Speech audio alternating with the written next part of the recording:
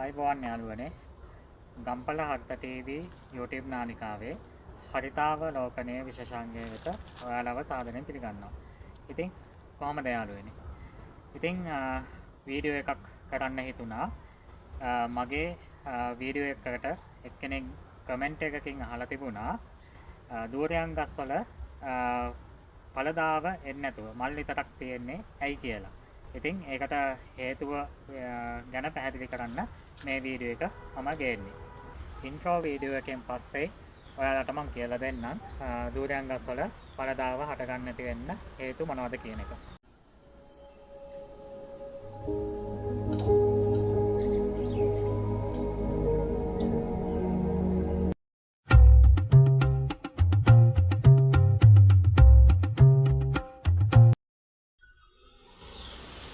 ආයිබෝන් කියලා පිළිගන්නවා ඔයාලා හැමෝම ගම්පල හත්ත TV YouTube නාලිකාවට. ඉතින් මේ දවස්වල හැමෝම හොයන ගොඩාක් අය කැමති කෑමක් තමයි මේ දූරියන් කියලා කියන්නේ. ඉතින් ගොඩක් අයට තියෙන ගැටලුවක් තමයි දූරියන් ගස්වල අති විශාල ප්‍රමාණයක් මල් හට ගන්නවා. හැබැයි මේ මල් හටගත්තට ඵලදාව ගෙඩි හැදෙන්නේ ඉතාමත්ම අඩු ප්‍රමාණයක්. සමහර කලාවට ගෙඩි 1යි 2යි 10ටත් වඩා අඩු සංඛ්‍යාවක් තමයි ගොඩාක් ගස්වල දකින්න පුළුවන් වෙන්නේ. ඒ වගේම තමයි සමහර ගස් තියෙනවා දූරයන් මල් අති විශාල ප්‍රමාණයක් තියෙනවා. හැබැයි එක ගෙඩියක්වත් හැදෙන්නේ නැහැ. මල් ටික නිකරුණේ ඔහෙ හැලිලා යනවා. ඉතින් ගොඩක් අයට තියෙන ඔය ගැටලුවට හේතු වෙන්න පුළුවන් කරුණු කාරණා කිහිපයක් මම කියලා දෙන්නම්. ඉතින් පළවෙනි කාරණය තමයි සාමාන්‍යයෙන් දූරයන් ගස් කියන්නේ ස්වපරාගණය ටිකක් අඩුවෙන් යන පරපරාගණය වැඩියෙන් සිදු කරගන්න ශාක විශේෂයක් තමයි දූරයන් කියලා කියන්නේ. ඉතින් ස්වපරාගණය කියලා කියන්නේ එකම ගහේ තියෙන මල් අතර පරාගණය සිදුවීම. පරපරාගණය කියලා කියන්නේ ප්‍රභේද දෙකක් හෝ එකම වර්ගයේ ශාක ළඟ තියෙන ශාක දෙකක් අතර පරාගණය සිදුවීම තමයි පරපරාගණය කියලා කියන්නේ.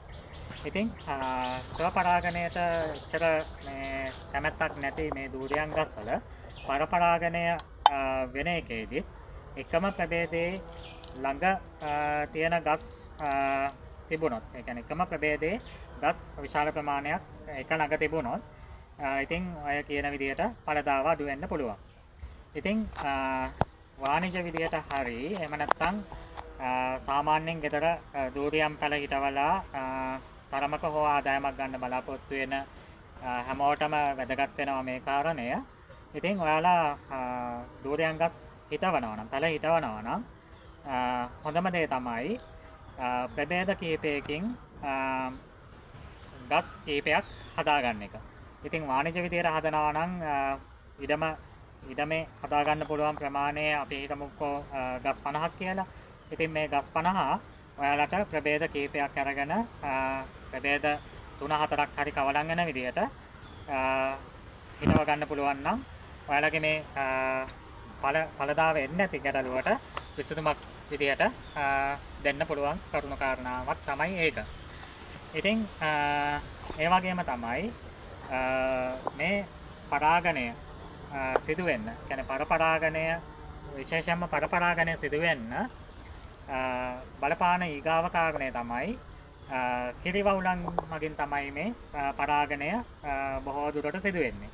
ඉතින් කිරිවවුලන් අඩු නම් ඒ ප්‍රදේශයේ දූරයන් ගස්වල ඵලදාව අඩු වෙනවා. ඉතින් මේ ඵලදාව අඩු වීමට විසඳුමක් විදියට කෘත්‍රිම පරාගණය කරන්න පුළුවන්. ඉතින් මේක කරන්න වෙන්නේ හැබැයි දූරයන් ගස් අඩි 50ක් 60ක් උසට ගිහිල්ලා ලොකු විශාල ගස් විදියට හැදිලා තියෙනවා නම් මේ කාරණය කරන්න බෑ. ඒ කියන්නේ කෘත්‍රිම පරාගණය කරන්න අමාරුයි. ඉතින් වාණිජ විදියට දැන් බොහෝ දෙනා කරන්නේ බත් කරපු දූරයන් පැල හදන එක. ඉතින් මේ දූරයන් පැල නිවැරදි විදියට කළමනාකරණය කරලා උස නොවන විදිහට වාණිජ වගාවක් විදිහට කරගෙන යනවා නම් ඔයාලට මේ කෘත්‍රිම පරාගණය කරන්න පුළුවන්. ඉතින් දැන් අපේ වත්තේ තියෙන දූරයන් ගහක් අඩි 50ක් 60ක් විතර උසයි. සම්පූර්ණයෙන්ම මල් විතරයි එන්නේ. ඉතින් හොයලා බලනකොට අහල පහල තව දූරියන් ගස් තියෙනවා මේ එකම ප්‍රභේදයේ දූරියන් ගස්. ඉතින් ඒ වගේම මේ මම ඉන්න ගම්පල ප්‍රදේශයේත් මම ඉන්න ගමෙත් කිරිවවුලන් ටිකක් අඩුයි. ඒ නිසා පරාගණය සිදු වෙනවා ගොඩාක්ම අඩුයි. ඉතින් ඒ වගේම දැන් මේ ගැටලු විසඳන්න මගේ වත්තේ මගේ ගහට කරන්න බෑ. මොකද පරපරාගණය තමයි ගොඩක් වෙලාවට සිදු වෙන්න ඕනේ. නමුත් කෘත්‍රිම පරාගණයක් කරන්න බෑ. ගහ අඩි 50කට උස නිසා. උත්සාහ කරන්න අලුතෙන් කල හිටවලා වාණිජ විදියට හරි දූරියන් සාමාන්‍යයෙන් ගස් 3-4ක් හදාගෙන හරි යම්කිසි ආදායමක් ගන්න හෝ එහෙම නැත්නම් තමන්ගේ ආසාවට කන්න හරි මේ දූරියන් පළදාව ගන්න බලාපොරොත්තු වෙන කෙනෙක් නම් ඔයාලා ප්‍රභේද කිහිපයකින් කල හොයාගෙන හදන්න බලන්න.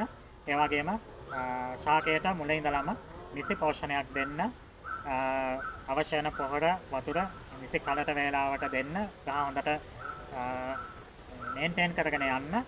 එතකොට ඔයාලට විසඳුමක් ලැබෙවි.